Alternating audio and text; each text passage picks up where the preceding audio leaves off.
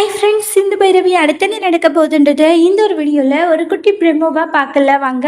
எங்கே நம்மளுடைய சிவா ஹாஸ்பிட்டலில் அட்மிட் பண்ணி ட்ரீட்மெண்ட்டும் பார்க்குறாங்க.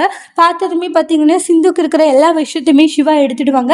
எடுத்துகிட்டு ஒரு இன்ஜெக்ஷன் போட்டு வெளியே வராங்க. பைரவி இருந்துட்டு என்னாச்சு சிவா, சிந்துக்கு பயப்படுற மாதிரி எதுவும் இல்லைன்றாங்க.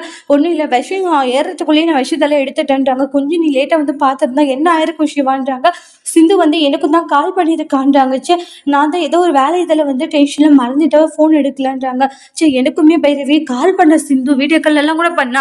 ஆனால் அவள் சும்மா விளையாட்டுக்கு சொல்கிறாளோன்னு நினச்சேன். ஆனால் உண்மையிலேயே அவளுக்கு இப்படி ஆகும்னு நினைக்கல அப்படின்றாங்க. அதுக்கப்புறமா கொஞ்ச நேரம் கழிச்சு சிந்து கண் விழிச்சதுமே போய் பார்க்குறாங்க. சிந்து அப்படின்றாங்க.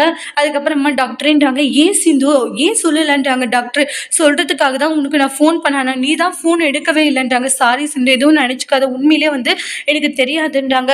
நீ விளையாடுறிய எப்பயும் போலன்னு சொல்லி நினச்சிட்டு இருந்தா, ஆனால் உனக்கு இப்படி ஒரு பிரச்சனை இருக்கும், நீ இந்த மாதிரி கடிச்சிருக்குன்றது எனக்கு தெரியலன்றாங்க. சாரி, ரொம்பவே சாரி, என்னை மன்னிச்சிடுன்றாங்க. இங்கே பாரு, அதுக்கு தான் எந்த ஒரு விஷயத்தில் விளையாடக்கூடாதுன்றது தெரிஞ்சுக்கணும். இந்த நேரத்தில் நீ விளையாடுறன்னு தானே நினச்சிக்கிட்டேன்றாங்க. இதெல்லாம் தேவையில்லாத வேலை சிந்துன்றாங்க. பைரவி இருந்துட்டு சாரி சிந்து, இந்த நேரத்தில் கூட இல்லாத இல்லை இருக்க முடியாதமா போயிடுச்சுன்றாங்க. சாரி மன்னிச்சிடுன்றாங்க. இருக்கட்டும் பைரவி, உனக்கு என்ன தெரியும் சொல்லு, இது மாதிரி எனக்கு கடிச்சது தெரியுமா? சரி, எப்படி கடிச்சதுன்னொடனே விறகு எடுக்க போனேன், அங்கே போயிட்டு இது மாதிரி கடிச்சிருச்சு, வலி தாங்க முடியல டாக்டர்ன்றாங்க. சாரி சிந்துன்றாங்க. ஒன்றும் இல்லை, பயப்படாத சரியா, விஷத்தை எடுத்துட்டேன்றாங்க. இனி உனக்கு ஒன்றும் இல்லைன்றாங்க. டாக்டர் நீ இருக்கிற வரைக்கும் இன்னைக்கு என்ன ஆக போகுது சொல்லு டாக்டர், எனக்கெல்லாம் ஒன்றும் இல்லை அப்படின்னு சொல்லிட்டு இருக்காங்க. இங்கே வந்து அன்னபூரணி கால் பண்ணி சிந்துக்கு இருந்த விஷயம் எல்லாம் எடுத்துடுச்சு, இப்போ நார்மலாக இருக்கா பெரியம்மான்னு ஒன்றே தான் அன்னபூரணிக்கு ஒரு மாதிரி சந்தோஷமா இருக்கு. அதோட இந்த பிரமும் முடிச்சிருக்காங்க.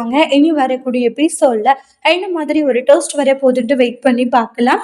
இந்த வீடியோ பிடிச்சிருந்தா லைக் பண்ணுங்க, கமெண்ட் பண்ணுங்க, ஷேர் பண்ணுங்க. மறக்காம நம்ம சேனலை நீங்க சப்ஸ்கிரைபர் பண்ணிக்கோங்க. Thank you friends.